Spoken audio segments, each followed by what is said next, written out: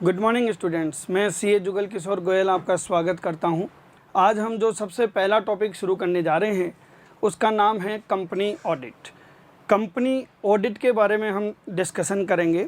सबसे पहले ये टॉपिक शुरू करने से पहले मैं आपको कुछ चीज़ें क्लियर करना चाहूँगा कि आप जो आज मेरे से टॉपिक पढ़ने जा रहे हैं कंपनी अंकेक्षण, कंपनी ऑडिट, ये इतना इम्पोर्टेंट टॉपिक है कि ऑडिट का सब्जेक्ट में कुछ भी कभी भी अगर किसी भी कंपटीशन एग्जाम में क्वेश्चन पूछे जाते हैं तो सबसे ज़्यादा क्वेश्चंस इस टॉपिक से पूछे जाते हैं। आज मैं आपको कंपनी ऑडिट के बेसिक्स पूरे करवाऊंगा। सबसे पहले मैं आपको कुछ चीज़ें यहाँ एक्सप्लेन करना चाह रहा हूँ।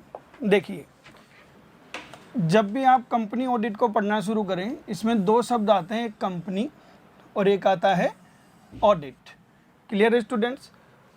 ऑडिट की रिक्वायरमेंट क्यों आई, ये सब बेसिक चीज़ें हैं, उसके बारे में मैं आपको बता देता हूँ कि जब से लेखा पुस्तकों का जन्म हुआ, लेन देनों को दर्ज करने का जब से प्रथा चली, तो उन लेखा पुस्तकों की विश्वसनीयता के ऊपर एक क्वेश्चन रेज होने लग गया कि साहब जो लेखा पुस्तकें बना रहे हैं क्या वो विश्वसनीय है।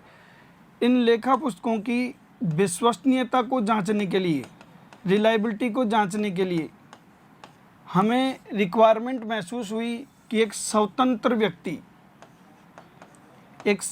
व्यक्ति इसकी जांच पड़ताल करे, जिसे हम अंकेक्षण कहते हैं। इसलिए बच्चों ध्यान रखें, अंकेक्षण हमेशा लेखा पुस्तकों की स्वतंत्र क्या है, जांच है। मैं आपको इस टॉपिक में स्वतंत्र जांच पे इसलिए ज़्यादा फोकस कर रहा हूँ क्योंकि कंपनी ऑडिट में बहुत सारे टॉपिक्स आएंगे, बहुत सारी सेक्शंस आएंगी और उन सब में फंडामेंटल जो प्रिंसिपल रहेगा हमारा वो रहेगा इंडिपेंडेंट एग्जामिनेशंस। क्लियर है स्टूडेंट्स? तो लेखा पुस्तकों की विश्वसनीयता को जांचने के लिए स्वतंत्र जांच करवाने हेतु क्या करवाई जाने लगी, ऑडिट की जाने लगी।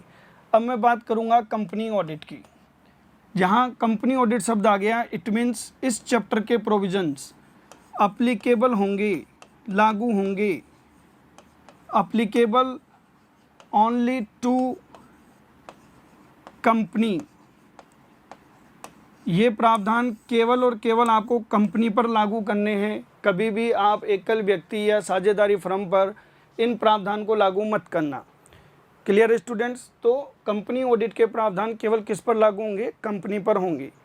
अब हम इस टॉपिक को आगे कंटिन्यू करना चाह रहे हैं, उससे पहले मैं आपको कुछ बेसिक चीज़ क्लियर करना चाह रहा हूँ। यहाँ जो आप पढ़ रहे हैं कंपनी, कंपनी का मीनिंग क्या है? कंपनी एक्ट में, कंपनी एक्ट 2013 में कंपनी की जो डेफिनेशन गिवन है वो क्या गिवन है कि कंपनी क्या है, which is registered and form under company act 2013 और अर्लियर कंपनी एक्ट। यहाँ तक क्लियर है? तो बच्चों यहाँ पर कंपनी क्या है, जो कंपनी अधिनियम 2013, कंपनी अधिनियम 2013 या इससे पूर्व के, कंपनी अधिनियम 2013 या इससे पूर्व के किसी कंपनी कानून के तहत, किसी कंपनी कानून के तहत निर्मित या पंजीकृत है, निर्मित या पंजीकृत है। तो बच्चों यहाँ एक बात आप अच्छे से देख पा रहे होंगे कि कंपनी होने के लिए उसका निर्माण या पंजीकरण कंपनी अधिनियम के तहत होना आवश्यक है। मैंने कहा साहब इससे पूर्व के किसी कंपनी कानून के तहत, पूर्व के कंपनी कानून का मतलब हो गया जैसे कंपनी एक्ट 1956 में जो कंपनी बनी हुई थी वो सब भी इसी कैटेगरी में आ जाती हैं। तो ये तो हो गया बच्चों आपका कंपनी के बारे में। अब मैं आपको यहाँ पर एक चीज़ समझाना चाहूँगा कि आप मेरे से कंपनी एक्ट पढ़ने जा रहे हैं, ठीक है? मैं अब आपको बेसिक के बारे में बता देता हूँ कि कोई भी एक्ट पढ़ते हो तो उसको बहुत सावधानी से पढ़ना होता है, क्योंकि एक्ट में अर्थ का अनर्थ हो जाएगा अगर आपने थोड़ा सा भी इधर उधर पढ़ लिया तो। समझ रहे हो स्टूडेंट्स? सब्जेक्ट में और एक्ट में यही फ़र्क है। अभी देखो मैं आपको थोड़ा कंफ्यूज करता हूँ, ठीक है, आप देखना, मुझे बताना, बताएं आप लोगों ने विदेशी कंपनी का नाम सुना है क्या? बोला हाँ सर बिल्कुल सुना है। चलो बताएं क्या होती है विदेशी कंपनी। सर विदेशी कंपनी से तात्पर्य ऐसी कंपनी से है जिसका समामेलन भारत के बाहर किसी कानून के तहत हुआ है। तो फिर हम क्यों पढ़ रहे हैं? अगर कोई कंपनी भारत के बाहर बनी है तो भाई हमको क्या करना है पढ़कर? सर एक और इशू है उसमें, और वो इशू क्या है? समामेलन के बाहर होने के साथ साथ लेकिन व्यवसाय स्थल कहाँ पर स्थित है? भारत में, इसलिए हमें पढ़ना पड़ता है। तो विदेशी कंपनी की परिभाषा सबके समझ में आ गई कि फॉरेन कंपनी क्या है? Foreign company is a company which is registered incorporated outside India, जो भारत के बाहर निर्मित या पंजीकृत है लेकिन बिजनेस प्लेस कहाँ पर स्थित है? भारत में स्थित है, इसलिए हम उसको पढ़ रहे हैं। ठीक है, कंपनी की परिभाषा समझ लिए आप। कंपनी क्या होती है? जो कंपनी अधिनियम 2013 या इससे पूर्व के किसी कंपनी कानून के तहत पंजीकृत है। तो आपको दोनों परिभाषाएं समझ में आ गई, कंपनी की भी और विदेशी कंपनी की भी। अब मेरा क्वेश्चन आपसे है, क्या विदेशी कंपनी कंपनी होती है? स्टूडेंट्स मैंने आपको क्या परिभाषा दी, एक बार दोबारा सुने। कंपनी की परिभाषा तो क्लियर है आप लोगों की कि कंपनी अधिनियम 2013 या इससे पूर्व के कंपनी कानून के तहत जो पंजीकृत हो, ठीक है। और विदेशी कंपनी, फॉरेन कंपनी की अगर मैं बात करूं, विदेशी कंपनी, फॉरेन कंपनी की परिभाषा मैंने क्या दी कि एक ऐसी कंपनी जो भारत के बाहर निर्मित या पंजीकृत है और जिसका समामेलन भारत के बाहर हुआ है लेकिन व्यवसाय स्थल भारत में है, उसे विदेशी कंपनी कहते हैं। तो आप मुझे एक बात बताओ बच्चों, जब आप कंपनी की डेफिनेशन पढ़ रहे हो जिसमें क्लियर कट लिखा हुआ है जो कंपनी अधिनियम 2013 या इससे पहले किसी कंपनी कानून के तहत पंजीकृत हो, वही तो कंपनी होगी। विदेशी कंपनी तो वो है जिसका समामेलन कहाँ हुआ है? भारत के बाहर। तो वो विदेशी कंपनी कंपनी कैसे हुई? तो foreign company is not a company as per company act 2013। Company अधिनियम 2013 के तहत विदेशी कंपनी कंपनी नहीं है। सर ये क्या बात कर रहे हो, विदेशी कंपनी कंपनी नहीं है? बिल्कुल नहीं है। तो सर फिर क्या है? चलिए विदेशी कंपनी क्या है इसके बारे में बता दूं। Foreign company is a body corporate. Foreign company is a body corporate, Hindi में बोलते हैं इसको निगमित निकाय या समामेलित संस्था भी बोल सकते हो आप।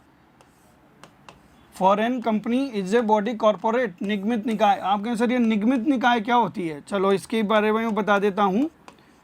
जो कहीं ना कहीं किसी ना किसी एक्ट में पंजीकृत हो, कहीं ना कहीं किसी ना किसी एक्ट में पंजीकृत हो, और जो ही पंजीकृत हो जाए वो अलग और उसको बनाने वाले अलग, एक दूसरे से क्या रखते हों? पृथक अस्तित्व रखते हों। विदेशी कंपनी अलग और उसके बनाने वाले अलग, ठीक है, पृथक अस्तित्व रखते हों, और वो कहीं ना कहीं किसी ना किसी देश में क्या हो? पंजीकृत हो, चाहे किसी भी कानून के तहत। तो अब बताओ विदेशी कंपनी कैसी कंपनी हुई? विदेशी कंपनी कंपनी है ही नहीं, तो फिर क्या है सर? विदेशी कंपनी निगमित निकाय है क्योंकि ये पंजीकृत है, भारत में नहीं है, भारत के बाहर है, और जो ही वो पंजीकृत हो जाती है वो अलग और उसको बनाने वाले अलग, सेपरेट एंटिटी रखते हैं। तो foreign company is a body corporate. समझ में आ गया बच्चों? बहुत बारीकी से पढ़ना है अगर आप एक्ट पढ़ रहे हो। क्यों? क्योंकि अगर आपने शब्दों का इधर उधर कर दिया ना बच्चों, अर्थ का अनर्थ हो जाएगा। अगर आप चीज़ों को समझेंगे नहीं तो अर्थ का क्या हो जाएगा? अनर्थ हो जाएगा। मैं आपको एक बार का किस्सा सुनाता हूँ। अच्छा ये मेरा क्या है, पुराना स्टाइल है साहब, जो मेरे स्टूडेंट्स हैं वो जानते हैं कि मैं इनके बिना पढ़ा ही नहीं सकता, मुझे आता ही नहीं है ऐसे पढ़ाना। तो बच्चे कह रहे हैं सर एग्जाम्पल दो, चलो एक कहानी सुना देते हैं आपको। किस्सा सुनो बच्चों। एक बार क्या हुआ, एक क्रिमिनल था और उसने कोई मर्डर वर्डर कर दिया था। तो साहब उसको पकड़ लिया गया, और पकड़ लिया गया तो साहब उसे जेल की सलाखों में पैक कर दिया गया। और उसके बाद मजिस्ट्रेट ने डिसीजन दिया कि साहब इसे फांसी की सज़ा दी जाए, इतनी तारीख को इसको फांसी हो जाएगी। ठीक है साहब, अब उसको फांसी होनी थी। तो साहब वो मरना नहीं चाहता था। उस समय के एक जाने माने वकील थे, मैं नाम नहीं लेना चाह रहा, उन्होंने उस क्रिमिनल को अप्रोच किया, बोले मैं तेरे को बचा सकता हूँ लेकिन 5 करोड़ रुपए लगेंगे। क्रिमिनल ने कहा जान है तो जान है, पैसों का करूँगा क्या, बचाओ सर। 5 करोड़ दिए। अब 5 करोड़ ले भी लिए और उसने कोई काम भी नहीं किया, समझ रहे हो, 5 करोड़ ले भी लिए और उसने कोई काम भी नहीं किया। तो काम नहीं किया, धीरे धीरे डेट आने लगी, फांसी की डेट आ गई, तो वो क्रिमिनल ने उनको, वकील साहब को बुलाया कि यार मेरी जान निकलनी जा रही है और तुम लोग कुछ काम नहीं कर रहे। बोले तेरे को फांसी थोड़ी हो गई, अभी फांसी होगी उस दिन बात करेंगे। तो साहब आगे की कहानी सुनो क्या होता है। फांसी वाली डेट आ गई, उसको नहलाया धुलाया गया, क्योंकि आदमी को भेजने से पहले नहला देते हैं, और उसके गले में फांसी का फंदा डाला गया। इतने में साहब वो वकील साहब ने कहा स्टॉप, रुक जाइए। बोले साहब क्या हुआ? बोला आपने इसको क्या सज़ा दी थी? सर फांसी की सज़ा दी थी। तो क्या बच्चे की जान लोगे? फांसी हो तो गई, इसको रफा दफा किया जाए। और साहब कोर्ट में डिसीजन दिया गया कि बाइज्जत इसको क्या कर दिया जाए, बरी कर दिया जाए, क्योंकि इसे फांसी की जो सज़ा थी वो दे दी गई। उसके बाद से साहब आज की डेट में कोर्ट वाले क्या करते हैं, फांसी की सज़ा कैसे लिखते हैं, to be hang till death. इसको तब तक लटकाओ जब तक मर ना जाए। शब्दों का हेर फेर है बच्चों, शब्दों का हेर फेर, समझ रहे हो। अगर अर्थ का अनर्थ कर दोगे, अगर आपने कुछ भी ऐसा इधर उधर बोल दिया तो। बात समझ में आ गई? तो बताओ क्या सभी कंपनियां निगमित निकाय होती हैं? अब आपका दूसरा क्वेश्चन है मेरे से, क्या सभी कंपनियां निगमित निकाय होती हैं या नहीं होती? बताएं। तो बच्चों यहाँ पर मैं आपको बता देता हूँ कि सभी कंपनियां निगमित निकाय होती हैं। All companies our body corporate. आप कहें सर कैसे? क्योंकि सभी कंपनी पंजीकृत होती हैं कंपनी अधिनियम के तहत, और जो कंपनियां पंजीकृत हैं साथ ही साथ पृथक अस्तित्व में वो निगमित निकाय होती है। तो all companies our body corporate. चलो मैं रिपीट कर रहा हूँ, अब इस क्वेश्चन को दूसरे तरीके से पूछ रहा हूँ, क्या सभी निगमित निकाय कंपनी होते हैं? क्वेश्चन चेंज कर दिया मैंने। पहले मैं पूछ रहा था क्या सभी कंपनियां निगमित निकाय हैं, अब मैं आपसे पूछ रहा हूँ क्या सभी निगमित निकाय कंपनी है? बताएं, क्या सभी निगमित निकाय कंपनी? आप कहेंगे नहीं सर, सभी निगमित निकाय कंपनी हो ये ज़रूरी नहीं है। फॉर एग्जांपल विदेशी company, for example LLP limited liability partnership. आप कहें सर ये आप हमें ये सब क्यों पढ़ा रहे हो? आप ऑडिट पढ़ा रहे थे, कहाँ पहुँच गए? बच्चों ऑडिट ही पढ़ाऊँगा, ये जो बॉडी कॉर्पोरेट है ये मैं जब आपको डिस्क्वालिफिकेशन का टॉपिक शुरू कराऊँगा वहाँ पर मेरे काम आने वाला है। क्लियर है स्टूडेंट्स? तो आज आपके एक बेसिक समझ में आ गया कि हमें पढ़ना क्या है। यहाँ तक समझ में आ गया बच्चों? क्लियर है? तो ये बॉडी कॉर्पोरेट का मैंने आपको एक डेफिनेशन दे दिया। अब मैं आ जाता हूँ कंपनी ऑडिट की तरफ। मेरा सबसे पहला क्वेश्चन आपसे केवल और केवल एक है कंपनी ऑडिट को लेकर, क्या सभी कंपनियों का अंकेक्षण अनिवार्य है? क्या सभी कंपनी का अंकेक्षण किया जाना अनिवार्य है या नहीं है? बताएं, क्या सभी कंपनियों का अंकेक्षण किया जाना अनिवार्य है? मैं आपको बता देता हूं, अगर आपने कंपनी बना ली तो प्रत्येक कंपनी की ऑडिट होना अनिवार्य है, चाहे वो OPC हो, 1 पर्सन कंपनी हो, चाहे वो स्मॉल कंपनी हो, और छोड़ो इन सबको, मैं तो आपको कह रहा हूँ जो डोरमेंट कंपनी है, डोरमेंट कंपनी जानते हो बच्चों, निष्क्रिय कंपनी जिसमें कोई कामकाज नहीं हो रहा, भैया कंपनी का रजिस्ट्रेशन करा लिया तो ऑडिट होनी अनिवार्य है। प्रत्येक कंपनी का अंकेक्षण किया जाना अनिवार्य है और प्रतिवर्ष किया जाना अनिवार्य है। क्लियर है बच्चों? ये तो हो गया आपका एक बात। ऐच्छिक अंकेक्षण में नहीं आता है ये। कंपनी का अंकेक्षण किस में आता है? वैधानिक अंकेक्षण, स्टैट्यूटरी ऑडिट। आपकी इच्छा हो या नहीं हो, आपको ऑडिट करवानी पड़ेगी, चाहे आपकी इच्छा हो या नहीं हो, आपको ऑडिट करवानी होगी। ये वैधानिक अंकेक्षण का दायरे में आता है। तो सर फिर ऐसे कौन लोग हैं जिनके अगर हम ऑडिट नहीं भी कराएंगे तो भी चलेगा? तो उसको हम कहते हैं ऐच्छिक अंकेक्षण, वॉलंटरी ऑडिट। आपकी इच्छा हो तो ऑडिट करवाओ, नहीं तो मत करवाओ। तो ऐच्छिक अंकेक्षण के दायरे में कौन कौन आते हैं? आपके एग्जाम में ये क्वेश्चन आया हुआ भी है। कौन कौन आते हैं साहब? ये 3 लोगों का नाम ध्यान रखना। कौन कौन? एक तो आपका एकल स्वामित्व, सोल प्रोप्राइटरशिप, आप इसको इंडिविजुअल भी बोल सकते हो। जो लाला जी की दुकानें होती हैं, व्यापारी होते हैं छोटे मोटे, उनको ऑडिट करवाने की ज़रूरत नहीं होती। और कौन होता है साहब? साझेदारी फर्म, पार्टनरशिप फर्म। साझेदारी फर्म को भी ऑडिट कराने की ज़रूरत नहीं होती है, पार्टनरशिप फर्म में भी ऑडिट की ज़रूरत नहीं है।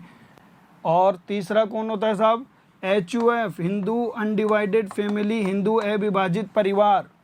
क्लियर है स्टूडेंट्स? इन सबको ऑडिट करवाना ऐच्छिक है, जबकि कंपनी की ऑडिट करवाना क्या है, मैंडेटरी है। नेक्स्ट क्वेश्चन बच्चों, अगर कंपनी की ऑडिट करवाना मैंडेटरी है तो ऑडिट करेगा कौन? तो यहाँ एक बात अपने दिमाग में सेट कर लो कि जहाँ पर ऑडिट क्या होती है, वैधानिक, वहाँ उसी एक्ट में योग्यता निर्धारित है। अगर कंपनी की ऑडिट करवाना मैंडेटरी है तो योग्यता क्या होगी, निर्धारित होगी। और अगर ऑडिट करवाना ऐच्छिक है तो साहब योग्यता निर्धारित नहीं है, आप ऑडिट ही नहीं कराओगे तो भी चलेगा। तो आप अगर ऑडिट कराना चाहते हो तो कोई ज़रूरी नहीं है कि वो क्वालिफाइड पर्सन हो, आप किसी से भी ऑडिट करवा सकते हो। लेकिन जब आप वैधानिक अंकेक्षण की बात कर रहे हैं, स्टैट्यूटरी ऑडिट की बात कर रहे हैं, तो वहाँ पर ऑडिट करवाना मैंडेटरी है और क्वालिफिकेशन भी होनी ज़रूरी है। तो आज मैं आपको बच्चों ये चैप्टर शुरू करवाने जा रहा हूँ अब कंपनी अंकेक्षक की योग्यता से। सबसे पहले मैं आपको कंपनी एक्ट के बारे में कुछ चीज़ें बताना चाहूँगा। कंपनी एक्ट 2013, इसकी सबसे पहली बेसिक बात है कि it is a rule based act. ये एक नियम आधारित कानून है। It is a rule based act, ये एक नियम आधारित कानून है। Clear students? किस आधारित है? नियम आधारित कानून। इट मीन्स आपको इसमें नियम भी पढ़ने होंगे। दूसरी बात बच्चों यहाँ पर ध्यान से सुने, हमें पूरा कंपनी एक्ट नहीं पढ़ना है। इसमें टोटल 470 सेक्शंस हैं, हमें पूरा नहीं पढ़ना है। हम सिर्फ ऑडिट से रिलेटेड पढ़ेंगे। तो ऑडिट से रिलेटेड प्रोविजंस कंपनी एक्ट में कहाँ कहाँ पर गिवन है वो मैं आपको बताना चाहूँगा। हम इसमें दो चीज़ें पढ़ने वाले हैं। एक तो ऑडिट से रिलेटेड कंपनी एक्ट 2013 में चैप्टर 10 गिवन है। चैप्टर 10, आप कहें सर ये चैप्टर 10 क्या होता है? कोई भी एक्ट का अरेंजमेंट कैसे होता है? एक्ट साहब पार्ट्स में डिवाइड होता है। पार्ट में क्या होते हैं? चैप्टर्स होते हैं। Chapters, schedule, sections, subsections, clause, sub clause. तो ये कंपनी एक्ट का चैप्टर 10 है और इस चैप्टर 10 का नाम अगर आपको मालूम हो तो आप बता सकते हैं। नाम क्या है इसका? ऑडिट एंड ऑडिटर्स, अंकेक्षण एवं अंकेक्षक। ये साहब इस चैप्टर 10 का नाम है। और इसमें कुल मिलाकर इस चैप्टर में कुल मिलाकर धाराएं जो हैं, सेक्शंस जो हैं, वो आपकी सेक्शन 139 से 148 तक की सेक्शन इस चैप्टर में कवर होती है। धारा 139 से लेकर 148, ये आपका इस चैप्टर 10 का नाम है, ऑडिट एंड ऑडिटर्स। और इस चैप्टर 10 में टोटल धाराएं 139 से लेकर 148, और आपको ये सारी सेक्शंस याद करनी है। और ये बिल्कुल लर्न होना चाहिए, आपको बाय हार्ट लर्न होना चाहिए। सर सेक्शन क्यों लर्न करें हम? तो बच्चों आप पिछले एग्ज़ाम के पेपर उठा के देखिए, डायरेक्ट सेक्शन के क्वेश्चन आते हैं। और अब तो मैं आपको बता दूं इनका लेवल इतना हो गया कि सब सेक्शन के भी क्वेश्चन आते हैं। इसलिए ये गलती बिल्कुल मत करना कि सर हम सीए के स्टूडेंट नहीं, हमको सेक्शन याद नहीं करनी। बिल्कुल नहीं, आपके लिए, मेरे लिए नहीं है। मेरे तो धारा मेरी शादी के बाद ही लग गई थी, अब आपको पढ़नी है धाराएँ। Clear students? इसके बाद में आ जाओ रूल्स, क्योंकि मैंने क्या कहा, it is a rule based act. तो कंपनी एक्ट के साथ आपको रूल्स पढ़ने हैं, लेकिन मैं सारे रूल्स नहीं पढ़ूंगा, मैं सिर्फ मेरे ऑडिट से रिलेटेड रूल्स पढ़ूंगा। और उसका नाम है कार 2014। कार 2014, इसमें मैं आपको 14 रूल्स कराऊंगा बच्चों। तो आपको इस चैप्टर की समरी समझ में आ गई। सेक्शन 139 से लेकर 148 तक के सेक्शंस पढ़नी है और कार 2014 के रूल्स पढ़ने हैं, 14 रूल्स। तो अब बच्चों आपके लिए एक मैं क्लास वर्क दे रहा हूँ, बताएं कार की फुल फॉर्म। मैं नहीं बता रहा, आप बताएं, लगाएं अपना हिसाब, क्या होता है कार की फुल फॉर्म। चलो थोड़ा हिंट देता हूँ। सी का मतलब कंपनी, बिल्कुल सही जवाब आपका। सी का मतलब क्या हो गया बच्चों? कंपनी। ए का मतलब क्या हो गया? वही ऑडिट। ए का मतलब क्या हो गया? ऑडिट। एंड फिर से ए का मतलब हो गया auditors, company audit and auditors. फिर आगे क्या जाएगा बच्चों? Rules 2014, company audit and auditor rules 2014, इसको कहते हैं कार। और इसमें हम टोटल क्या पढ़ेंगे बच्चों, बताएं? टोटल 14 रूल्स पढ़ेंगे। यहाँ तक समझ में आ रहा है? क्लियर है स्टूडेंट्स? चलिए अब मैं आपको ये सब सेक्शंस पढ़ाऊँगा बच्चों। मैं फिर कह चुका हूँ आपको, आप मेरे से अभी सब्जेक्ट नहीं पढ़ रहे हैं, आप एक्ट पढ़ रहे हैं। और एक्ट में तो साहब अगर कहीं पे कोमा भी इधर का उधर लग गया कोमा भी इधर का उधर लग गया तो अर्थ का अनर्थ हो जाएगा। मैं आपको एक किस्सा सुनाता हूँ बच्चों, ये मेरी बीवी के ऊपर है साहब। एक बार क्या हुआ साहब, हम किसी शादी समारोह में गए थे शामिल होने के लिए। तो मैं और मेरी वाइफ दोनों गए थे। वहाँ पे जो एंकरिंग करते हैं उनमें से एक ने कहा, साहब मैं महिलाओं से एक क्वेश्चन पूछना चाहता हूँ। तो मेरी वाइफ ने अलर्ट होके सुनना शुरू किया और सामने वाले ने क्वेश्चन क्या पूछा वो सुनिए आप। उसने पूछा कि साहब आपके पहले पति का नाम बताएं। मेरी वाइफ चिल्ला पड़ी, कितना बदतमीज़ आदमी है, पहले दूसरे कोई ऐसे भी होते हैं क्या? चिल्ला कर बोलने लग गई, फर्स्ट एंड लास्ट जुगल। मैंने कहा ये मेरे ही प्राण पिएगी। खैर कोई बात नहीं साहब। उसने कहा आपका आंसर गलत था, बैठ जाइए। मेरी वाइफ ने कहा इसमें आंसर गलत क्या है? बच्चों अब सुनो, मैं आपको जो मैंने शब्द बोले हैं ना, खाली बोलने की टोन चेंज करूँगा, या तो लिखने की बात तो बात की है, बोलने की टोन चेंज करूँगा, आपको देखना अर्थ का अनर्थ कर दोगे आप। अब बताना आप मुझे, आपके पहले पति का नाम बताओ। तो बताओ स्टूडेंट्स, क्या पूछ रहा था वो कि साहब आपको आपके नाम से पहले अपने पति का नाम बताना, और मेरी वाइफ काउंटिंग पे लग गई।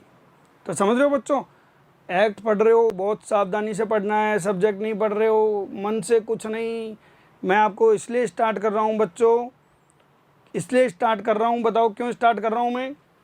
क्योंकि आपके आगे जब क्वेश्चन सोल्व करोगे बहुत सारी जगह पे फीलिंग्स आएगी कि नहीं सर ये तो ऐसा होना चाहिए। जहाँ फीलिंग्स टकरा गई वहीं आपके आंसर गलत हैं। आपको केवल और केवल एक चीज़ ध्यान रखनी है कि हमें सेक्शन की लैंग्वेज पे फोकस करना है। तो चलिए स्टार्ट करते हैं बच्चों। सबसे पहले मैं आपको एक पीपीटी के बारे में थोड़ा बहुत बता देता हूँ कि हम सारे नोट्स आपको यहाँ पे पीपीटी में दे रहे हैं। कंपनी ऑडिट, कंपनी अंकेक्षण, पहला टॉपिक, प्रत्येक कंपनी को अंकेक्षण करवाना अनिवार्य है। ये बात आपके समझ में आ गई होगी। दूसरी बात, कंपनी ऑडिट, कंपनी ऑडिट से संबंधित प्रावधान कंपनी एक्ट 2013, कंपनी एक्ट 2013 के अध्याय 10, और अध्याय 10 का नाम क्या है? ऑडिट एंड ऑडिटर्स है। उसमें कंपनी ऑडिट से रिलेटेड प्रोविजन गिवन है। दूसरी बात, धारा 139 से 148 तक के प्रावधान इस अध्याय में गिवन हैं। क्लियर है बच्चों? तीसरी बात, इसके अतिरिक्त हमें कंपनी ऑडिट से रिलेटेड रूल्स का नाम क्या है? Car, company audit and auditors rules 2014 में भी इसके नियम बताए गए हैं। ये स्लाइड समझ में आ गई बच्चों? क्लियर है? आगे बढ़ रहा हूँ मैं अब आपके लिए, कंटिन्यू। ये तो मैंने आपको इस चैप्टर का बेसिक बता दिया कि हमें इस चैप्टर में क्या क्या टॉपिक्स पढ़ने हैं। अब हम दूसरे टॉपिक पे चलते हैं। ये सिर्फ एक बार आपके रेफरेंस के लिए है कि 139 से लेकर 148 तक की सेक्शन में किस में क्या प्रोविज़न गिवन है। हम इनको बहुत डिटेल में पढ़ेंगे आने वाले टाइम में, तो इसलिए आपको टेंशन लेने की ज़रूरत नहीं है। अभी एक बार मैं नाम बता देता हूँ। जब भी आ जाए अंकेक्षक की नियुक्ति, धारा 139, जब भी अंकेक्षक को पद से हटाना हो, धारा 140, removal of an auditor section 140 में गिवन है। ठीक है, अपॉइंटमेंट ऑफ एन ऑडिटर 139 में गिवन है। यहाँ देखिए, कंपनी अंकेक्षक की योग्यता एवं अयोग्यता कि कौन क्वालिफाइड होता है, कौन डिस्क्वालीफाइड होता है, ये आपका सेक्शन 141 में गिवन है। 142 अंकेक्षक का पारिश्रमिक, आप अगर ऑडिटर काम कर रहा है तो ऑडिट फीस भी लेगा, रेमुनेशन भी लेगा, उसके प्रोविजन 142 में गिवन है। 143 अंकेक्षक के कर्तव्य किसमें गिवन है? बच्चों केवल इतनी सी बात अगर किसी को याद थी तो ये आरपीएससी के द्वारा जूनियर अकाउंटेंट में एक बार क्वेश्चन पूछा गया था। अगर आप पिछला पेपर उठा के देखेंगे तो उसमें क्लियर कट लिखा हुआ था बच्चों कि साहब कंपनी अंकेक्षक के अधिकार और कर्तव्य कौन सी धारा में दिए गए हैं, कौन सी धारा में दिए गए हैं? सेक्शन 143 में। क्लियर है? कुछ स्टूडेंट कह रहे हैं सर नोट्स पीडीएफ में भी प्रोवाइड करवा देना। बच्चों इन सब की गाइडलाइंस आपको हमारे इंस्टीट्यूट से मिल जाएगी कि आपको किस तरीके से सारे नोट्स वगैरह असेस होंगे। आगे देखिए, 144 अंकेक्षक द्वारा कुछ सेवाएं प्रदान न करना, कुछ सर्टेन सर्विसेज होती हैं, अगर आप वो सर्विस देते हो, क्योंकि वो देने के लिए आप क्वालिफाइड हो, लेकिन अगर आप वो सर्विस देते हो तो फिर आप उस कंपनी की ऑडिट नहीं करेंगे। नेक्स्ट है बच्चों, अंकेक्षक प्रतिवेदन पर हस्ताक्षर, ऑडिट रिपोर्ट पर साइन करने के भी रूल्स होते हैं बच्चों, वो भी मैं आपको बताऊंगा। और अगर इन धाराओं में कहीं भी आपने गड़बड़ कर दी ना तो जुर्माने लगेंगे आपके ऊपर, ये भी ध्यान रखना। और सेक्शन 146 साधारण सभा में उपस्थित होने का अधिकार, साधारण सभा में बच्चों उपस्थित होने का जो अधिकार है ऑडिटर का, वो सेक्शन 146 में गिवन है। 147 में ऑडिटर के ऊपर लगने वाले जुर्माने हैं, कंपनी के ऊपर लगने वाले जुर्माने हैं, दोनों के जुर्माने 147 में गिवन है। और ये आप अपने आप में एक अलग से चैप्टर बना के पढ़ोगे मेरे से, लागत अंकेक्षण, कॉस्ट ऑडिट। और कॉस्ट ऑडिट के ऊपर भी क्वेश्चन आजकल पूछने लगे हैं। हालांकि इस चैप्टर में 139 से लेकर 148 तक ही सेक्शन है, लेकिन जब हम इन सेक्शंस को पढ़ते हैं तो बीच में एक सेक्शन का जिक्र आ जाता है जिसका नाम है सेक्शन 177 ऑडिट कमेटी। तो बच्चों ये मैंने आपको सेकंड स्लाइड कंप्लीट करा दी कि कौन कौन से सेक्शन में क्या क्या गिवन है। ठीक है, अब मैं आपको एक एक सेक्शन को डिटेल में पढ़ाऊंगा, लेकिन मैं सबसे पहले 139 की सेक्शन शुरू करने नहीं जा रहा हूं, क्योंकि मैं आपको अगर ये स्टार्ट कर देता हूं कि अंकेक्षक की नियुक्ति कैसे की जाती है तो वो इररिलेवेंट हो जाएगा। पहले आपको ये तो बताऊं कि कंपनी ऑडिट करने के लिए क्वालिफाइड कौन है, डिस्क्वालीफाइड कौन है, ये सारी चीज़ें मैं आपको बताऊंगा। टॉपिक का नाम है कंपनी अंकेक्षक की योग्यता। आज मैं आपको क्वालिफिकेशन स्टार्ट करवाने जा रहा हूं। सबसे पहले बच्चों हम जो सेक्शन पढ़ने जा रहे हैं उसके बारे में बता दूं। आज मैं आपको पहली धारा शुरू कराने जा रहा हूं, सेक्शन 141। क्लियर है? आप मेरे साथ बने रहें, टेली क्लासेस लेते रहें, तो आपके बेसिक सारे करवा दूंगा, प्लस एग्जाम के क्वेश्चंस भी अपन साथ साथ करते रहेंगे। सेक्शन 141 कंपनी अंकेक्षक की योग्यता एवं अयोग्यता। बच्चों जैसा कि मैंने इस चैप्टर के स्टार्टिंग में कहा कि हम ये जो योग्यता अयोग्यता पढ़ रहे हैं और ये धारा 141 पढ़ रहे हैं, ये कंपनी एक्ट की धारा है। तो आप ये सोल प्रोप्राइटर या पार्टनरशिप पे प्रोविजन लागू मत करना, ये कंपनी पे लागू होंगे। कंपनी अंकेक्षक की योग्यता, क्वालिफिकेशन एंड डिस्क्वालिफिकेशन, योग्यता एवं अयोग्यता, कंपनी अंकेक्षक की योग्यता एवं अयोग्यता पढ़ने जा रहे हैं। क्वालिफिकेशन की बात करूं बच्चों, हम यहाँ पे दो सबसेक्शन पढ़ेंगे। पहली पढ़ेंगे हम सेक्शन 141 सबसेक्शन 1 और दूसरी पढ़ेंगे हम सेक्शन 141 सबसेक्शन 2। अयोग्यता में भी बच्चों हम दो सबसेक्शंस पढ़ेंगे, सेक्शन 141 सबसेक्शन 3 और सेक्शन 141 सबसेक्शन 4।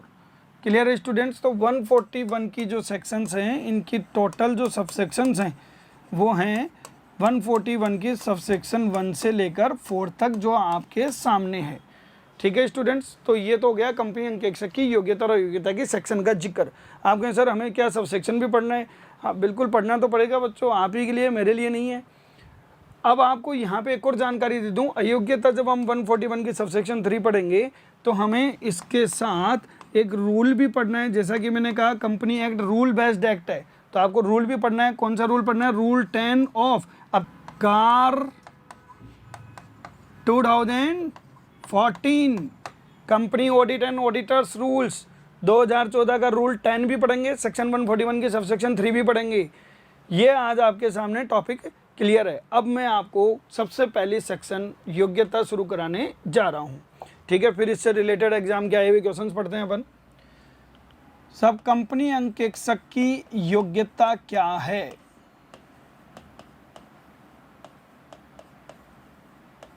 कंपनी अंकेक्षक की योग्यता क्या है? डिस्क्वालिफिकेशन ऑफ एन ऑडिटर और एक अपन पढ़ेंगे क्वालिफिकेशन ऑफ एन ऑडिटर। तो पहले मैं आपको क्वालिफिकेशन करवा रहा हूँ, कंपनी अंकेक्षक की योग्यता क्या है। जैसा कि मैंने बताया इसमें दो सेक्शंस हैं, लेकिन मैं आपको पहले सेक्शन स्टार्ट करवाने जा रहा हूँ, सेक्शन 141 सबसेक्शन 1। बताओ कंपनी की ऑडिट कौन कर सकता है? कौन कर सकता है बच्चों? तो यहाँ पर लिखा हुआ है only chartered accountant, only CA. यहाँ शब्द ओनली क्यों यूज किया गया? ओनली क्यों यूज किया गया मैं इसके बारे में ज़रा बताना चाह रहा हूँ। जब आप पहले पढ़ते थे कंपनी एक्ट 1956, वहाँ पर क्वालिफाइड पर्सन था chartered accountant plus certified auditor, certified auditor, सत्यापित अंकेक्षक या प्रमाणित अंकेक्षक। ठीक है, जो चार्टर्ड अकाउंटेंट नहीं होते थे वो भी ऑडिट कर सकते थे। RAS प्री के एग्ज़ाम में एक बार पूछा गया था, उस समय जब कंपनी एक्ट 1956 था कि कंपनी की ऑडिट करने के लिए योग्य व्यक्ति कौन है, और वहाँ पे 4 ऑप्शन आए। पहला चार्टर्ड अकाउंटेंट, दूसरा आया प्रमाणित अंकेक्षक सर्टिफाइड ऑडिटर, और तीसरा आया दोनों, और फोर्थ आया इनमें से कोई नहीं। तो उस समय आंसर था दोनों। लेकिन अगर वही क्वेश्चन आज की डेट में रिपीट होगा तो ओनली सीए। Clear students? क्यों? क्योंकि सर्टिफाइड ऑडिटर्स कंपनी एक्ट 1956 बनने से भी पहले के मामले थे, और जब कंपनी एक्ट 1956 आया तब उनको ट्रांजिशनल प्रोविजन कर दिया गया था। ट्रांजिशनल प्रोविजन का मतलब होता है जो थोड़े टाइम के लिए लाइव रहते हैं। जैसे जीएसटी आया, तो जीएसटी के आने से जो वैट एक्ट के प्रोविजन चल रहे थे, वैल्यू एडेड टैक्स, वो कुछ समय के लिए लाइव रहे, उसके बाद वो खत्म हो जाते हैं। तो ये 1956 में पोजीशन थी, और जब कंपनी 2013 बनाया गया तो उन्होंने कहा भैया सीए के अलावा कोई ऑडिटर नहीं करेगा। तो ये होगी क्वालिफिकेशन ओनली सीए। अच्छा सर, ये सीए कौन होते हैं? चार्टर्ड अकाउंटेंट कौन होते हैं सर? तो आप कहेंगे सर चार्टर्ड अकाउंटेंट कौन होते हैं? Who is a member of ICAI, जो ICAI institute of chartered accountant of India का सदस्य है। आप कहेंगे सर सदस्य बनने के लिए क्या करना पड़ता है? सदस्य बनने के लिए आपको कुछ उनकी एग्ज़ाम्स हैं, कुछ ट्रेनिंग हैं, वो आपको कंप्लीट करनी होती है, और जो ही आप वो सब कंप्लीट कर लेते हैं तो आपको अप्लाई करना होता है। आप अच्छा, मैं आपको इसमें एक बात बताता हूँ। एक स्टूडेंट जो है वो CA फाइनल के बोथ ग्रुप पास हो गया, और उसने अपने पापा को फ़ोन करके कहा कि पापा मैं CA बन गया। तो बच्चों मैं आपको बता दूँ, उसने बिल्कुल गलत कहा। आप CA फाइनल के बोथ ग्रुप पास कर लेते हो ना, तो भी आप CA नहीं बनते। उसको ये फ़ोन करना चाहिए था कि पापा पप्पू पास हो गया, CA नहीं बनाया है। CA बनने के लिए उसको ICAI में एक एप्लीकेशन देनी होगी कि साहब मैं आपका मेंबर बनना चाहता हूँ, कुछ फीस जमा होगी, और मेरा नाम सदस्यों के रजिस्टर में लिख दो। तो ICAI के पास में मेंबर्स का रजिस्टर होता है, और उसमें आपका नाम सदस्यों के रजिस्टर में लिख दिया जाएगा, और जो ही आपका नाम लिखा जाएगा आपको एक नंबर अलॉट कर दिए जाएंगे जिसका हम कहते हैं मेंबरशिप नंबर। और जिस पर्सन के पास में ये मेंबरशिप नंबर है वो कह सकता है कि मैं चार्टर्ड अकाउंटेंट हूँ। क्लियर है बच्चों? यहाँ तक की बातें समझ में आ गई कि साहब मैं चार्टर्ड अकाउंटेंट हूँ, वो बोल सकता है। तो चलो, ये तो गई एक बात CA की। अब मैं आपको मेरी बात बताता हूँ बच्चों। जब मैं 2006 में चार्टर्ड अकाउंटेंट बना तो साहब CA तो बन गए, लेकिन CA बनते ही सबसे पहला जो दुख होता है वो होता है बेरोजगारी का। CA बन गए, बेरोजगार घूम रहे। पापा ने कहा बेटा क्या विचार? मैं कहा ये समझ में नहीं आ रहा क्या करें। तो साहब मेरे पास में 2 रास्ते होते हैं। जो भी CA होते हैं उसके पास में 2 रास्ते होते हैं। क्या क्या? या तो वो सर्विस में चला जाए कि किसी कंपनी में जॉब ज्वाइन कर लो, आजकल जॉब भी बहुत बढ़िया मिलती हैं, पैकेज बहुत बढ़िया बढ़िया हैं। या फिर कोई ऐसा हो साहब हमारे जैसा बढ़िया कि नौकरी तो नहीं करेंगे, करेंगे तो प्रैक्टिस ही, खुद का ही व्यापार करेंगे। तो साहब या तो आप जॉब ज्वाइन कर लो या प्रैक्टिस कर लो। जॉब ज्वाइन करना है तो बात ही खत्म। लेकिन अगर आप प्रैक्टिस करना चाहते हो तो आपको वापस ICAI के पास में एप्लीकेशन देनी होगी कि साहब मुझे इजाज़त दें, मैं प्रैक्टिस करना चाहता हूँ। तो ICAI आपको फीस लेके फॉर्म वॉर्म भरवा के इजाज़त देगा, और वो इजाज़त के रूप में एक सर्टिफिकेट देगा आपको, जिसको मैं नाम दे रहा हूँ COP। क्या नाम दे रहा हूँ बच्चों? COP। आप कहें सर COP क्या है? चलिए देखिए मैं बताता हूँ। COP का मतलब होता है सर्टिफिकेट ऑफ प्रैक्टिस। COP का मतलब क्या है बच्चों? Certificate of practice. तो बताओ सर्टिफिकेट ऑफ प्रैक्टिस हमें कौन देगा? ICAI देगा। सर आपको फिर से एग्जाम देनी पड़ेगी? नहीं, एग्जाम देने की जरूरत नहीं होती, बस फीस देनी होती है, और फीस के बिना ICAI बात करता है नहीं। ठीक है, तो सर्टिफिकेट ऑफ प्रैक्टिस मेरे पास है तो ही मैं प्रैक्टिस कर सकता हूँ, तो ही मैं ऑडिट कर सकता हूँ। तो यहाँ सुन लो बच्चों, अब ऑडिट की क्वालिफिकेशन क्या हुई? ओनली CA, एक चार्टर्ड अकाउंटेंट, प्लस उसके पास क्या हो? सर्टिफिकेट ऑफ प्रैक्टिस हो। समझ रहे हो? यानी कि जो CA बन गए और किसी कंपनी में जॉब कर रहे हैं तो वो कंपनी एक्ट 2013 के तहत ऑडिट नहीं कर सकते, वो ऑडिट नहीं कर सकते। तो सर एक बात बताओ, फिर वो करते क्या हैं? वो प्रैक्टिस कर रहे हैं या जॉब कर रहे हैं, तो जॉब में कर क्या रहे हैं? जॉब में ऑडिट कर रहे हैं। तो सर आप तो मना कर रहे हो ऑडिट नहीं कर सकते। बच्चों वो इंटरनल ऑडिट है। हम जो बात कर रहे हैं कंपनी एक्ट की, कंपनी एक्ट के तहत जो ऑडिट होती है वो होती है स्टैट्यूटरी ऑडिट। और स्टैट्यूटरी ऑडिट कौन कर सकता है? जो चार्टर्ड अकाउंटेंट हो प्लस जिसके पास COP हो। अब मैं आपको यहाँ बात बता देता हूँ साहब, मैंने प्रैक्टिस स्टार्ट कर दी और साहब 2-2 डिग्रियां मेरे पास, एक सर्टिफिकेट ऑफ मेंबरशिप और एक सर्टिफिकेट ऑफ प्रैक्टिस, और ऑफिस में दोनों टांग दिए साहब। हुआ क्या, पूरा दिन कैसे निकला, कभी हम डिग्री को देखे, कभी डिग्री हमको देखे, कब आंखों ही आंखों में दिन निकल गया मालूम ही नहीं चला, और दिन क्या साहब महीना निकल गया, और पहले महीने की मेरी इनकम रही -15,000, 15,000 रुपये का लॉस। पापा से मांग के साहब बड़े मुश्किल से दिन निकाले। पापा ने कहा यार तू अच्छा सी है यार, तू लॉस में काम कर रहा है। मैंने कहा पापा तो किसी का गला थोड़ी काट दूँ, मर्डर थोड़ी कर दूँ, अब क्लाइंट तो आएंगे जैसे आएंगे साहब, हमारा तो काम विश्वास का है, एक दिन में थोड़ी क्लाइंट आ जाते हैं, तो सब क्या करें। तो पापा ने कहा बेटा कहीं पार्ट टाइम जॉब ज्वाइन कर ले और पार्ट टाइम प्रैक्टिस कर ले, ताकि दोनों काम तेरा चलता रहे। तो साहब मैं आपको बता दूं, जो COP है ना, ये भी 2 टाइप से हमको अवेलेबल होती है। एक होती है होल टाइम प्रैक्टिस, एक क्या होती है, होल टाइम प्रैक्टिस, कि हम पूर्णकालीन अभ्यास में हों, और एक होती है बच्चों part time practice. Part time practice कि आप साहब सुबह शाम प्रैक्टिस करते हो और पूरे दिन नौकरी करते हो। तो यहाँ आपको बता दूं, ऑडिट करने के लिए जो एलिजिबल पर्सन है वो पार्ट टाइम प्रैक्टिस वाला नहीं है। आपको ऑडिट करने के लिए एलिजिबिलिटी कब मिलेगी, जब आप CA हो, आपके पास COP हो और होल टाइम प्रैक्टिस में हो, तो ही आप ऑडिट कर सकते हैं, अदरवाइज आप ऑडिट नहीं कर सकते। यहाँ तक की बात समझ में आ गई बच्चों। अच्छा ये बताओ सर, ये आपकी जो डिग्री है ये कहाँ पर अप्लीकेबल है, ये डिग्री इंडिया में या इंडिया के बाहर भी? साहब इंडिया के बाहर भी अलाउ है, उनके ठीक है, उनके देश के कुछ रूल्स हैं, उनको फॉलो करके हम इंडिया के बाहर भी जा सकते हैं। लेकिन अगर आप ऑडिट करना चाह रहे हो तो आप होल टाइम प्रैक्टिस कहाँ पर हो, इन इंडिया। अब मैं आपको नट सेल में इस सेक्शन की समरी पूछ रहा हूँ, तो बताओ who is qualified person to conduct an company audit. Company अंकेक्षण करने के लिए क्वालिफाइड व्यक्ति कौन है, योग्य व्यक्ति कौन है, आपके सामने है, बताओ कौन है। Only CA who hold certificate of practice and practice in whole time and in India. तो भारत में पूर्णकालीन अभ्यासरत चार्टर्ड अकाउंटेंट को ही कंपनी अंकेक्षक के रूप में नियुक्त किया जा सकता है। यहाँ तक की बात समझ में आ गई बच्चों। अच्छा इस सेक्शन में बच्चों एक बात और है, अगर CA मिलकर क्या बना लें, साझेदारी फर्म बना लें, पार्टनरशिप फर्म बना लेते हैं।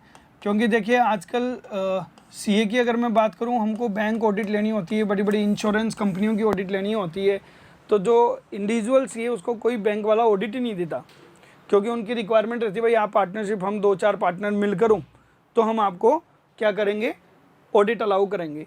तो साहब ऑडिट के लिए एक पार्टनरशिप फर्म बना ली जाए, या फिर क्या बना ली जाए, LLP। आजकल ये कॉन्सेप्ट भी खूब चल रहा है, लिमिटेड लायबिलिटी पार्टनरशिप। आप कहें सर ये क्या होती है LLP, वैसे तो आप कॉमर्स के स्टूडेंट हैं, बहुत कुछ जानते होंगे। LLP एक तरह से हाइब्रिड रूप है पार्टनरशिप फर्म का और कंपनी का। जैसे आप मेरी बात करूं, मैं पपीता शेक की बात करता हूं, तो मुझे पपीता शेक जो है ना वो तो पसंद है, लेकिन मैं पपीते का जूस नहीं पी सकता। तो सर फ़र्क क्या है पपीते के जूस में और पपीते के शेक में? देखो कुछ लालच उसमें डाल दिया जाता है, जैसे साहब आइसक्रीम डाल दी जाती है, काजू किशमिश बादाम डाल दिए जाते हैं, तो वो लालच के चक्कर में हम लोग ऐसा करते हैं। समझ में आ गया बच्चों। तो साझेदारी फर्म और LLP इन दोनों में इन्होंने एलिजिबिलिटी दे दी कि CA मिलकर पार्टनरशिप फर्म बना लें या LLP बना लें, ठीक है, तो वो भी अंकेक्षक के रूप में नियुक्त हो सकते हैं। लेकिन एक शर्त डाल दी इन्होंने, शर्त क्या डाल दी कि जो मेजॉरिटी पार्टनर है, यानी कि जो बहुमत है साझेदारी फर्म में, जो साझेदारों का जो बहुमत है, मेजॉरिटी जो पार्टनर्स हैं, ठीक है, वो क्या होने चाहिए, चार्टर्ड अकाउंटेंट होने चाहिए, साथ ही साथ COP होल्डर होने चाहिए। कुछ समझ में आया? फॉर एग्जांपल मान लीजिए CA ने मिलकर एक पार्टनरशिप फर्म बनाई जिसका नाम है JK एंड कंपनी। मेरे एग्जांपल में ये रहेगा JK एंड कंपनी, ये सब केवल एग्जांपल है, ठीक है। इसमें 3 पार्टनर हैं बच्चों।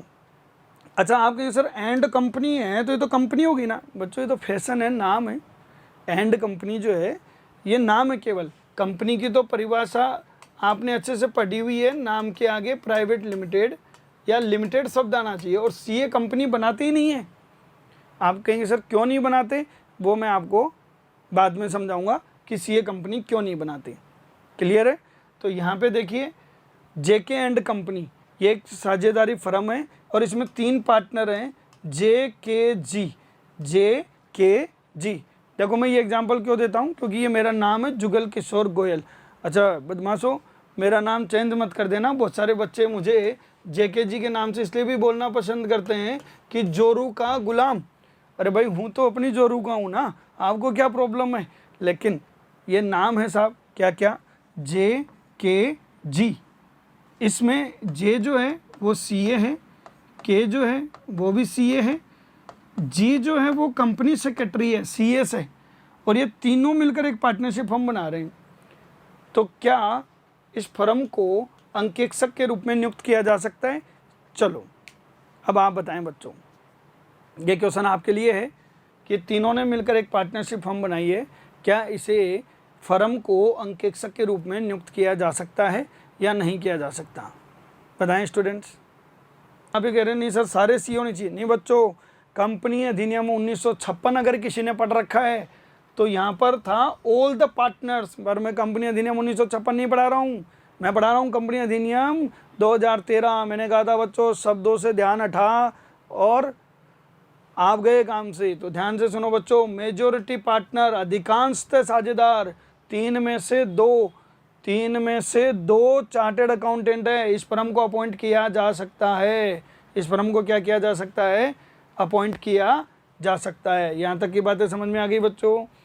तो अब एक बार दोबारा बता देता हूँ, कंपनी अंकेक्षक की योग्यता, मेरी एक सेक्शन कंप्लीट हो गई 141 की subsection 1, only CA who hold COP and practice in India hold time, तो उसे अपॉइंट किया जा सकता है। या CA की एक साझेदारी फर्म या LLP जिसके अधिकांशतः साझेदार चार्टर्ड अकाउंटेंट हो, प्रैक्टिस करते हो, उसे भी अपॉइंट किया जा सकता है। यहाँ तक समझ में आ गया बच्चों? क्लियर है? कोई डाउट? चलिए अब मैं इसके रिगार्डिंग एग्ज़ाम में किस टाइप के क्वेश्चन आते हैं वो मैं आपसे पूछ रहा हूँ। तो चलिए बच्चों एग्ज़ाम के क्वेश्चन से स्टार्ट करेंगे। पहले एक बार इसको स्लाइड से मैं रीड आउट करके बता देता हूँ। कंपनी अंकेक्षक की योग्यता, सेक्शन 141 की सबसेक्शन 1 क्या कहती है कि कंपनी का ऑडिट केवल ओनली एक ऐसा चार्टर्ड अकाउंटेंट कर सकता है। चार्टर्ड अकाउंटेंट को हिंदी में बोलते हैं संधि लेखाकार, जिसके पास पूर्णकालीन अभ्यास का प्रमाण पत्र है, whole time certificate of practice है, केवल वो ही कर सकता है। और जो कहाँ प्रैक्टिस कर रहा है, भारत में प्रैक्टिस कर रहा है, जो इंडिया में प्रैक्टिस कर रहा है। तो बच्चों 4 चीज़ें हो गई, क्या क्या, चार्टर्ड अकाउंटेंट होना चाहिए, दूसरी बात होल टाइम होना चाहिए, तीसरी बात अभ्यास का सर्टिफिकेट होना चाहिए, और चौथी बात भारत में प्रैक्टिस करना चाहिए, वही ऑडिटर के रूप में अपॉइंट हो सकता है। नेक्स्ट, ऑडिट फर्म को या LLP को, लिमिटेड लायबिलिटी पार्टनरशिप को, जो कंपनी और साझेदारी फर्म का मिश्रित प्रारूप होता है, दोनों के बेनिफिट इसमें होते हैं। ठीक है। सीमित दायित्व साझेदारी, जिसके अधिकांशतः साझेदार CA हों, जिसके अधिकांशतः साझेदार मेजोरिटी पार्टनर, अधिकांशतः साझेदार क्या हों, CA हों। मैं यहाँ पे सभी साझेदार नहीं बोल रहा हूँ, मैं क्या बोल रहा हूँ, अधिकांशतः साझेदार, 3 में से 2 हो गए, ओके ठीक है। अधिकांशतः साझेदार CA हो तथा पूर्णकालीन अभ्यासरत में हो तो इस फर्म को या LLP को भी नियुक्त किया जा सकता है। ये आज आपकी सेक्शन 141 की सबसेक्शन 1 कंप्लीट होगी। हाँ, आपके दिमाग में विचार आ रहे होंगे सर मान लीजिए आपने जो एग्जाम्पल दिया है कि साहब JK एंड कंपनी को अपॉइंट किया तो ये 3 है, इसमें से साइन कौन करेगा? दैट्स ए डिफरेंट पॉइंट बच्चों, वो हम सेक्शन 141 की सबसेक्शन 2 में पढ़ेंगे कि अगर एक साझेदारी फर्म को या LLP को अपॉइंट किया जाता है जिसमें नॉन CA भी पार्टनर है तो वहाँ पर साइन कौन करेगा, तो वो हम 141 की सबसेक्शन 2 में पढ़ेंगे। ठीक है, आज हम 141 की सबसेक्शन 1 ही कर रहे हैं और यहाँ तक की चीज़ें समझ में आ गई होंगी आपको। अब मैं आपके इसके रिगार्डिंग जो एग्जाम में क्वेश्चंस आते हैं और आ सकते हैं वो मैं आपसे पूछने जा रहा हूँ। चलिए, तो रेडी हैं आप क्वेश्चन सॉल्व करने के लिए? अब मैं इसके आंसर नहीं दूंगा, आपकी तरफ से आंसर आने चाहिए। क्लियर है स्टूडेंट्स? चलिए, हाँ, जो साइन का बच्चे आंसर दे रहे हैं वो अपन कल डिस्कस करेंगे बच्चों, आज मेरा समय भी होने को है। तो चलो बताओ, क्वेश्चंस नंबर 1 आपके सामने स्क्रीन पर है। तो अब आप KYC खेलने के लिए रेडी हैं? ओके, स्टार्ट करते हैं। कंपनियों का अंकेक्षण है, 4 ऑप्शन, अनिवार्य है, ऐच्छिक है, अंशतः आवश्यक है, इनमें से कोई नहीं। बच्चों क्या आंसर होगा? ए, वेस्ट। निम्नलिखित में से कौन व्यक्ति कंपनी के अंकेक्षक के रूप में, कौन ऐसा व्यक्ति है जो कंपनी के ऑडिटर के रूप में नियुक्त होने के योग्य है। अब इसमें देखना बच्चों ध्यान से, है ना, बहुत आसान सा क्वेश्चन है लेकिन बच्चे फिर भी कंफ्यूज हो जाते हैं। जो चार्टेड अकाउंटेंट है पहला ऑप्शन, जो सरकारी लेखाकार है, जो गवर्नमेंट अकाउंटेंट है तीसरा, जो चार्टेड अकाउंटेंट है एवं साथ ही कंपनी सचिव है, ठीक है, और फोर्थ जो चार्टेड अकाउंटेंट है किंतु शादीशुदा है, अस्वस्थ मस्तिष्क का व्यक्ति है। बताओ क्या आंसर होगा बच्चों इसका, क्या आंसर होगा? बिल्कुल बहुत सारे बच्चों का आंसर आ रहा है ए, बिल्कुल सही आंसर है। हाँ, यहाँ एक कन्फ्यूज़न क्रिएट कर लेते हैं बच्चों कि बी और डी में तो उनको कोई कन्फ्यूज़न नहीं है, कन्फ्यूज़न क्रिएट होता है उनको सी ऑप्शन में कि सर देखो ये भी तो चार्टेड अकाउंटेंट है बच्चों, लेकिन यहाँ एक कंडीशन डाल दी एंड, यहाँ कंडीशन हो गई है कि साहब वो सी भी और सी एस भी हो। मैंने ऐसा तो कहा नहीं, सी होना अपने आप में क्या है, सफिशियंट है और वो ऑडिट कर सकता है। तो ये दो क्वेश्चन के आंसर आपके बिल्कुल सही हैं बच्चों। और इसके बाद तीसरा क्वेश्चन, ये एग्जाम का आया हुआ क्वेश्चन है, इसको आप इम्पोर्टेंट कर सकते हैं। ये एग्जाम में पूछा हुआ क्वेश्चन है और इस टाइप के क्वेश्चन पूछे जाते हैं, ठीक है बच्चों। थोड़ा मन लगा के पढ़ते हैं तो आपके सारे क्वेश्चन सॉल्व होते हैं। ऑडिट में ऐसा नहीं होता कि आपके एक दो क्वेश्चन गलत हो जाए, नहीं, 100% इसमें एक्यूरेसी रहती है अगर आप थोड़ा मन लगा के पढ़ते हैं तो। कंपनी अंकेक्षक की योग्यता और अयोग्यता के प्रावधान कंपनी अधिनियम 2013 की कौन सी धारा में है? तो जो बच्चे धारा का क्वेश्चन नहीं रट रहे थे, जो नहीं पढ़ना चाह रहे थे, मैंने उनको कहा था कि धारा पढ़नी है आपको और ये एग्जाम का आया हुआ क्वेश्चन है। बताओ कौन सी धारा में है? बिल्कुल सही आंसर है धारा 141, बिल्कुल सही आंसर है। Clear students? Fourth number question, ये ऐसे घुमा के भी पूछ सकते हैं कि साहब कंपनी अधिनियम 2013 की धारा 141 किससे संबंधित है? धारा 141 किससे संबंधित है? योग्यता और अयोग्यता से। Clear students? चारों क्वेश्चन क्लियर हैं, यहाँ तक की चीज़ें हमने पढ़ ली हैं। और इसके बाद ये जो क्वेश्चन है ये भी आप आंसर दे सकते हैं। कंपनी अधिनियम 2013 की धारा 141 के अनुसार कौन अंकेक्षक के रूप में नियुक्त हो सकता है? कौन हो सकता है? कंपनी सचिव नहीं, चार्टर्ड अकाउंटेंट हो सकता है, कॉस्ट अकाउंटेंट नहीं, उपरोक्त सभी का तो फिर मतलब ही नहीं। तो राइट आंसर क्या हो गया बच्चों इसका? Chartered accountant. क्लियर है स्टूडेंट्स? तो मैंने आज आपको सेक्शन 141 की सब सेक्शन 1 कंप्लीट करा दी। अब मैं आपसे इजाज़त चाहता हूँ। सुरक्षित रहें, समझदार रहें। Thank you very much.